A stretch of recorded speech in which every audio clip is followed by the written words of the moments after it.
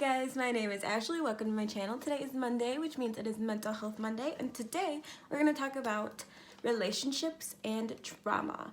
So not necessarily like just romantic relationships, although that is the primary focus, but just relationships in general. So this is both for people who have experienced trauma and are struggling to form healthy relationships, and people who love, either family members or boyfriend, girlfriend, whatever, who has a history of trauma. Because these people, that means me too, I'm not just like these people, but can be difficult to love at times because of our behaviors. So if you want to find out a little bit more how to handle those types of situations, then stay tuned. Okay, so like I said in our intro, we're going to talk about trauma and how it affects our relationships.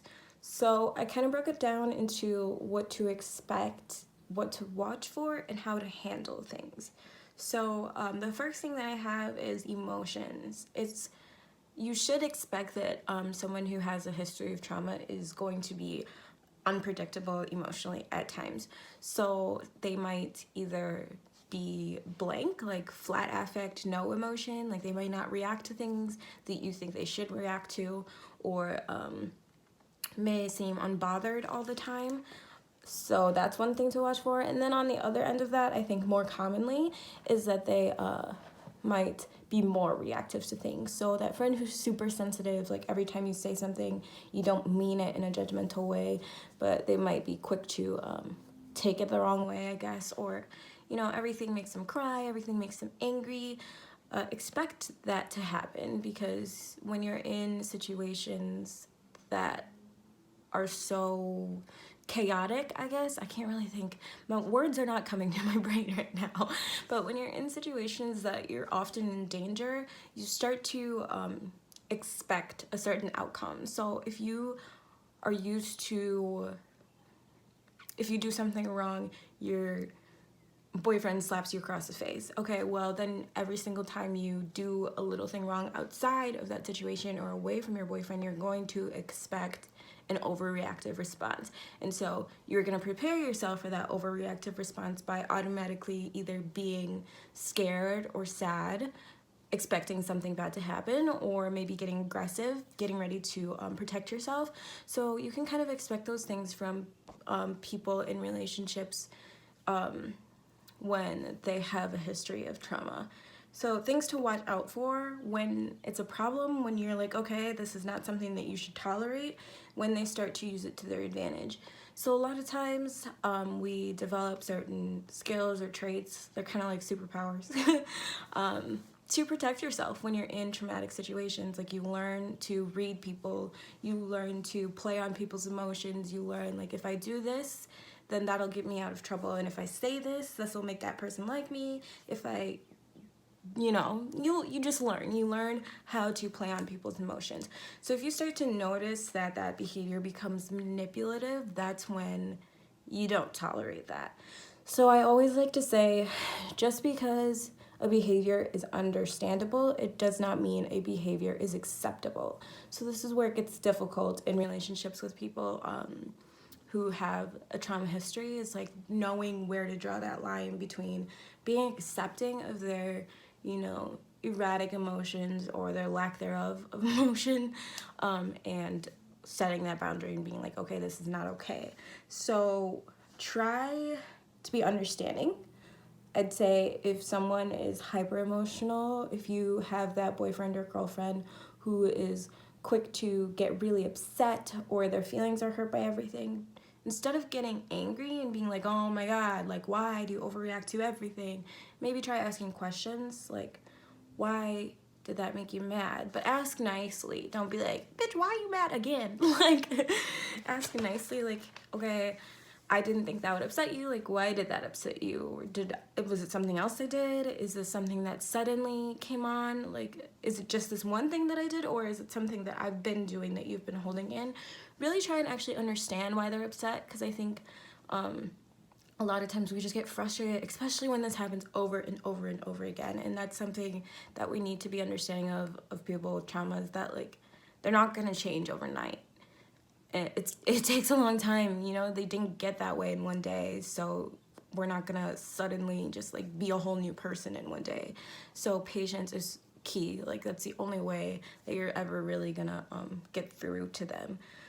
The other thing, be proactive. Do not ignore signs of changes in behavior. So if you have your kid, you know, you have your son or your daughter or whatever who has been really moody lately, they're just like getting really quiet, and you're just, usually they're super talkative and outgoing, and you're just like, whatever, they'll come and tell me when they're ready.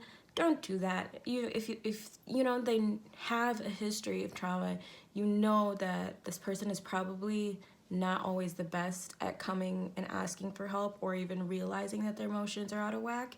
So be proactive. Try and notice those things for them in the situations in which they can't notice those things for themselves.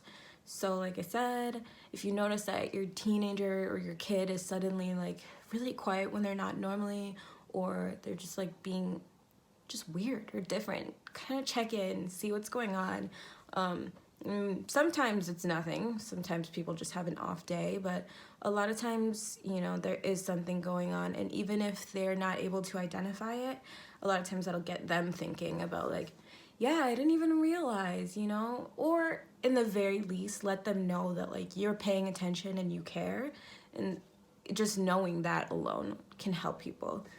But like I said, when we are being understanding and accepting and whatever, there are still lines to draw, because it is so easy to go from, I guess, I don't want to say being a victim, but from being a victim to being an accuser. So like I said, you learn these certain things to protect yourself. It's really easy to start using them as weapons. So as a person who's dating someone with a traumatic history, make sure that you are direct with this person. So if you start to see, like I had mentioned before, like manipulative behavior where it's like, okay, like I understand that they're emotional, but like also every time they don't get their way, they get emotional. It's not specific situations. It's not something I said, you know, it's like you start to realize that maybe they're playing this to their benefit. Be direct, call them out. Be like, okay, so are you sure that you're upset about this, or do you just not want me to go here? I mean, don't be offensive about it, because you could be wrong. You know, like it might seem that way and that's not the case. But also, you just gotta be careful, because it's easy to be too sympathetic and too empathetic sometimes. Like, especially when you know someone has gone through so much, you don't want to be responsible for putting them through more, but you don't want to enable them either. You don't want them to continue believing that that behavior is acceptable. So don't be afraid to call them out if you feel like someone is being manipulative, or draw that to their attention, because a lot of times they don't mean to be, you know, like sometimes if you bring that up, they're like, yeah, I guess, you know, I did learn that. That is learned behavior. Someone who has good insight will usually realize that, maybe not right away, but they'll take that information in and think about it, and that can help change and improve that behavior. Next thing, attachment issues. That's the other thing you can expect in relationships with people who have a history of trauma. So there will be attachment issues that might be either abandonment issues, where they constantly are like wanting to be with you, can't be alone for 2 seconds, don't have their own hobbies. As soon as they're in a relationship, like you become their life. Otherwise, it's commitment issues that you'll see a lot of times. So those people who are like, I really, really like you, but they always find a reason not to be in a relationship, or they always find a reason, you know, not to come to like a family gathering, or I don't know. I keep gearing this towards relationships, but this is like romantic relationships, but this is any sort of relationship, whether that be teacher, student, parent, child, boyfriend, girlfriend. So, you know, there are these like attachment issues that can come up where maybe the student, you know, is always gravitating towards you, like always coming to your classroom in between classes, like comes to your room during lunch or something like that. And then as far as the commitment issues outside of relationship aspect, like I said, just, I don't know, it's really hard not to focus that one in on just relationships, but or on just romantic relationships, but there are relationships that are non-romantic that have, you know, signs of commitment issues as well. Like, let me think on that. I'll come back. So what to watch for? So that's what you can expect. What to watch for is controlling behavior. So because of those abandonment fears, a lot of times people can get very controlling, wanting to see your phone, wanting to know where you're going, wanting to know exactly when you're coming back, freaking out if you're not there and back exactly when you said you would be, wondering who you're with. These are things you shouldn't tolerate. So of course, there's a level of adapting to their needs. So if you know somebody has like these abandonment issues, like it won't hurt to just tell them like, hey, I'm running to the store quick, or I'm gonna go do this on Saturday. I don't think that's too much to ask, especially if it brings reassurance and comfort to somebody who's going through something. But if they're constantly needing an update in every detail of everything you're doing, do not accept that. So yes, there are difficulties that you're gonna face in relationships with people who have a trauma history, but like I said, just because the behavior is explainable, it doesn't mean it's acceptable. So do not let someone take control of you. You are becoming an enabler. You are teaching them that that behavior is acceptable because of what they went through. And I'm sorry, I know you went through some shit, but just because it's not your fault doesn't mean it's not your responsibility. You at some point have to take accountability and start dealing with those issues. Sorry, it sucks, I know. Trust me, I know. Other things to watch out for: sabotaging. A lot of times people with these commitment issues will sabotage the relationship.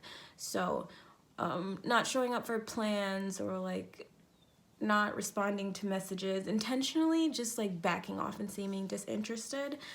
You can help that by just being reassuring and calling them out. Always don't be afraid to call people out. I mean, do it nicely, but just don't be afraid to like say something. So just like saying to them, like, I know you said that you don't like me anymore. You said that you don't care if I don't come to this event or whatever, but I just feel like you don't mean that, and I feel like you're pushing me away. So they might say to that what they will. If they have good insight, maybe they'll be honest and be like, yeah, I guess you're right. If they don't, they won't. I don't know. The best thing you can do is call out that behavior. Because a lot of times people they're just not that self-aware. You do things subconsciously to meet the needs that you have. And sometimes you need someone to help you and just be like, yo, shape up, what's going on? Other thing to watch out for and not accept is infidelity. So a lot of times these attachment issues, that's where you get and commitment, any sort of attachment, abandonment, commitment issues.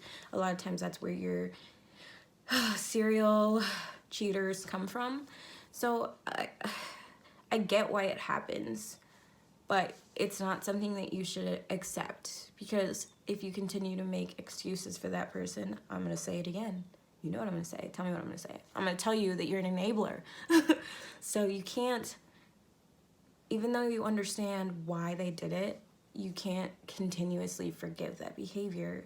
I mean, you can, but you can't continuously allow it to happen. So in these situations, it's going to be the people who are like, oh, I cheated because you weren't paying enough attention to me. Okay, well, were you not? You know, like in some situations, maybe you weren't. Does that justify cheating? No. You know, so reevaluate the relationship then if that's an issue. But yeah, that's just something you probably shouldn't accept. Now, things that you can try: providing reassurance and affirmation whenever possible. So obviously there's a lot of insecurity there. So anytime you can reassure and validate their feelings, do it. Like, okay, so you have to give a compliment every once in a while. I'm not sure why people are so hesitant to reassure people, make them feel good. I think that, you know, they get upset and they're like, oh, like attention seeking, like you just want someone to tell you you're pretty. Okay, well then tell them they're pretty and move on. Like, make them feel good. If you're in some sort of relationship with that person, then why don't you want them to feel good? It's different if it's constant, then maybe have a conversation with that person about confidence and, you know, figuring out what they can do to love themselves on their own. But like, everyone needs reassurance once in a while. And if all you have to do is give a compliment now and then to make someone feel better, like, why not? Why not do it? Just do it. I'll do it. You're gorgeous. You look great today. You look fantastic. The next thing you can do, avoid false promises. That's such a big deal to people who have a history of trauma, is like not following through. So don't promise anything that you are not 1,001% sure that you are able to do. I know intentions are good, and I know for some people they say it because saying it out loud means they're most likely to do it, but just don't. Just don't even say it, because then if you do it and you weren't sure if you're going to do it, then it's just a bonus. And if you don't do it, then no harm, no foul, because nobody knew. But just don't say you're going to do something and then not do it. But make sure to set clear expectations and maintain them. So even though it's good to provide reassurance and it's good to follow through and whatever, you cannot spread yourself too thin. Like, you have to make sure that you and the person you're with have the same expectations. So let them know, like, yeah, I'm definitely, you know, gonna validate you and love you and support you, but just know these are the things that are off limit. These are the things I will not tolerate. So then really, if they do something that crosses that line and you leave or have an adverse reaction to it, at that point, it's on them, because, you know, that expectation was set. If you do it out of the blue, obviously that's a little more damaging, but like, to set that expectation, because you don't just have to tolerate everything just because that person's been through something. All you're gonna do is damage yourself as well. And the last thing that we need is more people, oh my God, more people who have gone through things. Like, we don't need any more of that. So yeah, set those clear expectations from the beginning and then stick to them. Do not turn back on those. Next thing is poor communication skills. So people who have trauma history might be more secretive, or like people pleasing. They'll hold their feelings in more, or they just like won't say certain things. It's not always necessarily like bad things that they're hiding. Like, it might even be a good thing. Like, they might have got a promotion and they don't tell you, you know, because they just kind of keep everything to themselves, kind of protect everything. So that's one of the things you might be able to expect. People who are defensive and argumentative. So that's something else that you can expect from them. Because, you know, if you're used to being under attack and you're used to being put down and told you're wrong, you are going to emotionally prepare yourself for that. So now you're expecting that you're going to be under attack, so you're defensive right off the bat. You're immediately ready to protect yourself. So just understand that when someone gets that way, that's where that's coming from. Otherwise, there are people who shut down completely. So the communication stops. You can't get a word out of them. They just kind of sit and stare at you. Yeah, that's pretty bad too. But those are other things that you can expect from someone who's been in a traumatic situation. Things to watch for: verbal and physical abuse. So do not accept that. Just because they've been through something, it does not give them the right to put you down when they're upset or when they're angry. Like, set that boundary right away. Like, you do not tolerate that. Don't be like, it's okay that you called me this, that, and the other. It's not okay. I really don't care what they dealt with. Don't let them say things like that to you. Dishonesty in the blame game. So like a lot of like lying about things and saying, you know, well, I did this, but it was because you did this. Don't accept that either. Like, everyone is accountable for their own behavior. So yeah, maybe you did do something to hurt or upset that person. It was up to them to communicate that hurt to you, and they didn't. Or, you know, it was up to you to not do that in the first place, but you did do it. So from there on, the appropriate response is to communicate effectively to resolve the problem or to get out of that situation. In no way is it ever okay to just like physically abuse that person or berate and put that person down. So that's another thing that you shouldn't accept. Other thing that you shouldn't really watch out for is just poor insight. If you're with somebody who cannot take any sort of accountability, that's a really big red flag. So all of this kind of sounds like I'm encouraging you not to date someone with a trauma history. That is not, or be with, or have any sort of relationship with. I keep focusing on romantic relationships, but it's not just romantic relationships. I'm not discouraging, like, everyone deserves love, but it's also so important to have boundaries, because, like, if someone is not at the point where they can, you know, admit their faults and work on their faults, then they're not in a point where they are able to function in a relationship, and all you are going to do is traumatize yourself. So we don't want that. So it sucks. You don't want to be that person to give up on somebody when they need you, but also, do you want to sacrifice your mental health and your well-being for that? Is that worth it for you? And a lot of times it's not, because yeah, you'll sacrifice it and maybe that person will be doing better, but now you become the problem, you know, the one who is maybe doing these things that you've learned to protect yourself. Now you have these habits that are not good. So really make sure that you have strong boundaries if you are going to be in a relationship with someone who, you know, maybe hasn't sorted through all of their trauma yet. Things you can try. Talk about your communication styles. So someone who has been through some shit probably doesn't like being yelled at. Or on the other hand, might only receive being yelled at because that's what they know. So kind of talk about what's the best way to communicate with you. If you're having a bad day, do you want me to leave you alone and give you space? Or do you want me to love you and support you and just be all over you? If you're angry, do you want to try and talk it out? Do you need some time to, like, yell and be mad? Do you need to go power clean? Like, talk about what you need and how you communicate, what to expect, what you should and shouldn't do. It's only fair that you guys have that conversation. It's only fair for both of you to know what to expect. The next thing that you can try, conversation cards. So I know it's, like, kind of corny, but they're fun. Like, I like doing them. So you can get them, like, on Amazon and wherever, or just, like, look up questions online. But just talking to each other in general, sometimes it's hard for someone who's been through something to open up to people, even if they love you. Even if they love you with their whole heart, it's sometimes just hard to, like, say things or talk about things. So those conversation cards kind of give you the chance to, like, get to know each other, like elementary school style, first day of school. So yeah, like, it builds that trust, so they're more likely to be willing to open up and communicate better outside of these conversation cards. And then do not engage in or tolerate any form of abuse. So that would be my advice to you. Like, if they say something mean to you, don't say something mean back. Drop that. Cut that off right where that is. We are not engaging in that. And physical abuse, of course. Like, no tolerance, zero tolerance policy, none, zero, zip, zilch, nada.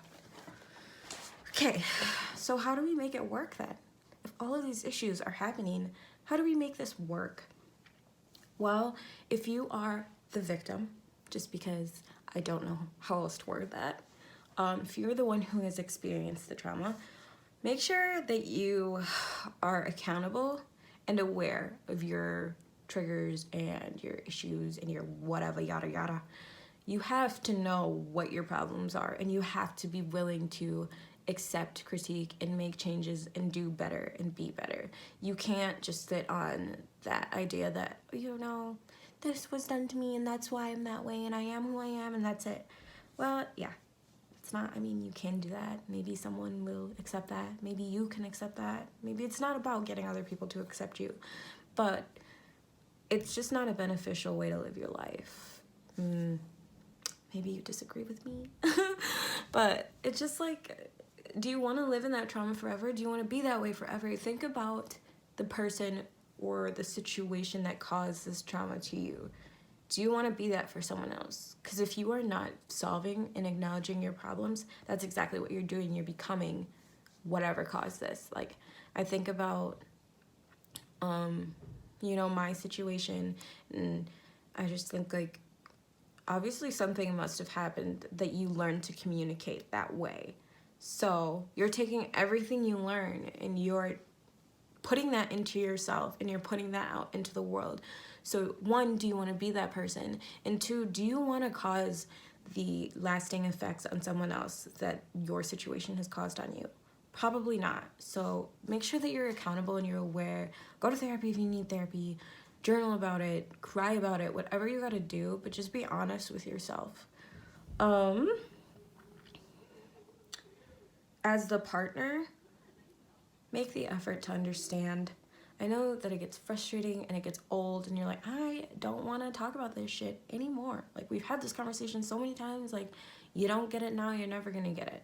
Well, like I said, these things didn't happen overnight, and so they're not gonna get fixed overnight. You have to give people time, and giving up on someone who's trying is only going to make it worse. Like, it's different if you just don't, relationship wise, if you just don't love that person and you don't want to be with them, that's one thing.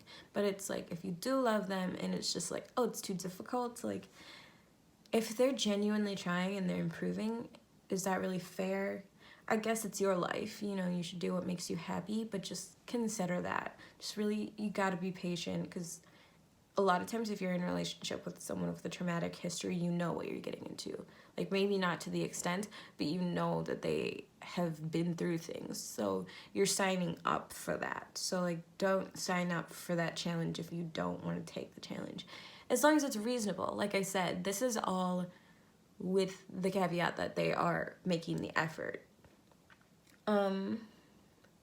Also, if they have a diagnosis, even if they don't have a diagnosis, whatever it is that's making them behave this way, try and understand it. I feel like, in my experience, a lot of times, you know, the people that I've associated with have been like, oh, I understand that you've been through things and I gotta be patient, but then they don't take the time to understand the disorders that I have. So it's like, there's literally a textbook of what to expect from me and my behavior, and you didn't take the time to try and understand that. Like, I can explain to you until I'm blue in the face, but when I'm in crisis, I'm not going to be able to, like, just calm down and be like, hey, this is what's going on. Like, not right now. This is not the time. So just, like, take the time and take the initiative to understand them. Like, and they should be taking the time to understand you too. And this isn't even just people with trauma. Like, if you're in a relationship with somebody, you should take the time to understand, like, who they are and why they are that way. And, like, why wouldn't you? Why wouldn't you, girl or boy, whoever? And the last thing is setting boundaries. So, like, I mentioned that already, but it is so important on both ends to have boundaries. So if you are the person who has the history of trauma, it's important to be able to realize when someone is good for you and when they're not, because a lot of times we have poor boundaries and you see what you want to see. So when that person is telling you that you were overreacting or you're being emotional, make sure it's somebody that you can trust, because otherwise it's very easy for someone to take over your life. It's very easy to sit back and just watch it happen if you're not aware of yourself. On the other hand, it's very easy to let someone control your life if you are the partner of someone who has had trauma history. So it's very easy to slip into that trap of like, oh, but they've been through so much, and you accept any sort of behavior. You shouldn't do that either. So both of you should have firm boundaries and a good understanding of what you will and won't accept. And you shouldn't be with someone that you don't trust. You shouldn't be with someone that you feel like is constantly going to be trying to manipulate you. So that is everything that I have for you guys. I hope that was helpful information. I always try to keep it short and sweet, and I always end up at freaking 30 minutes. I tried so hard. Anyways, if you found any of this interesting, go ahead and comment the most interesting part below, or something that you've experienced or related to, and I will see you guys next time. Bye.